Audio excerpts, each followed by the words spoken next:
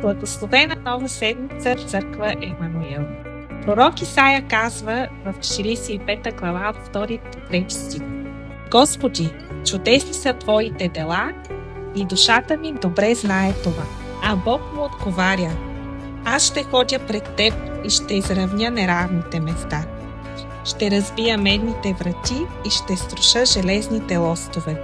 Ще ти дам съкровища, пазени в тъмнина, и богатства, скрити в скривалища, за да познаеш, че аз съм Господ, Израилевият Бог, който те призовавам по име.